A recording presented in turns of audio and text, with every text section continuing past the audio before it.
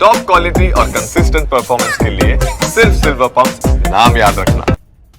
अब जर्मनी में नेटो के ट्रकों पर हमले को लेकर खबर है। एफर्ट में 6 मिलिट्री ट्रकों को उड़ा दिया गया। यूक्रेन के बाहर रूस के हमलों का शक। जर्मनी में रूस पर हमले का शक है। यूक्रेन की मदद के खिलाफ हमले का यह शक।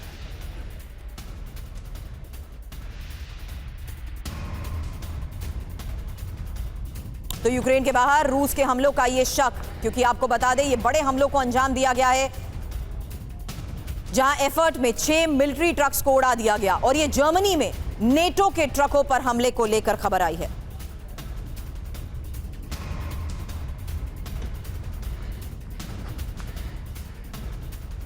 हालांकि नेटो के खिलाफ पुतिन का ये क्या ऐलाने जंग है, ये एक बड़ा सवाल, क्योंकि देखिए जर्मनी में केजीबी के अटैक को लेकर खबर आई। रूस पर आरोप लगा, जर्मनी के एफर्ट में हमला कराया गया। जबकि आपको बता दें कि एफर्ट में जिस तरीके से हमले को लेकर खबर आई है, बड़ी खबर है। रूस पर आरोप एक तरफ से जहां लगा दिया गया, केजीबी ने जर्मनी के अंदर घुसकर हमला किया है। नेटो के लिए इस्तेमाल होने वाले ट्रकों पर अटैक को लेकर खबर है। पिछले 3 साल में एफर्ट में यह तीसरा बड़ा हमला है और पहले भी यूरोप के देशों में केजीबी का ऑपरेशन हो चुका है। ऐसे में एफर्ट में ही रूसी हमला क्यों? क्योंकि जर्मनी में खड़े ट्रक नेटो की मदद के लिए थे, यूक्रेन को सैन्य मदद पहुंचाने के लिए थे। जर्मनी यूक्रेन का सबसे बड़ा सैन्य मददगार है और 2023 में भी ट्रक प्लांट पर हमला हुआ था। आपको बता दें 1 जून 2024 को भी इसी जगह पर अटैक हुआ था। अब यूक्रेन को जल्द मिलने वाली है टॉरस मिसाइल। एक और बड़ी खबर है, जर्मनी देने वाला है टॉरस मिसाइल। यूक्रेन में ही लॉन्ग रेंज हथियारों का प्रोडक्शन होगा।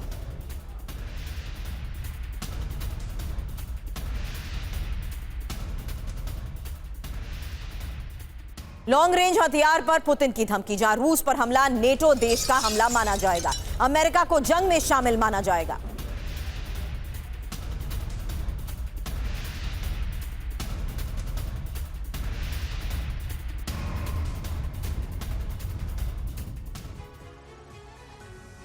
लॉन्ग रेंज हथियार, विश्व युद्ध का सीन। आपको बता दें पुतिन की यह धमकी, जहां लॉन्ग रेंज हथियार से रूस पर हमला, यूक्रेन का हमला नहीं। और जिस देश का लॉन्ग रेंज, उस देश का हमला इसे माना जाएगा, यूक्रेन का नहीं। जबकि नेटो का हमला माना जाएगा इसे, और नेटो देशों को युद्ध में शामिल माना जाएगा। आपको बता दें अमेरिका को जंग में शामिल माना जाएगा। यह बात पुतिन की धमकी के तहत सामने आई है। यूरोपीय देशों को भी जंग में शामिल मानेंगे।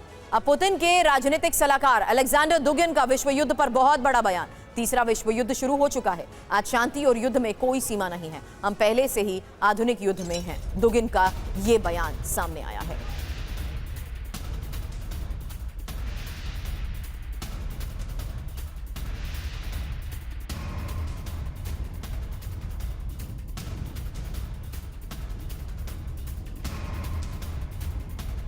तो ये एक और बड़ी खबर, जहां दुगिन का ये बयान, तीसरा विश्व युद्ध शुरू हो चुका है। आपको बता दें पुतिन के राजनीतिक सलाहकार अलेक्जेंडर दुगिन का ये विश्व युद्ध पर बहुत बड़ा बयान है, जहां कह रहे हैं कि आज शांति और युद्ध में कोई सीमा ही नहीं बची है, हम पहले से ही आधुनिक युद्ध में हैं।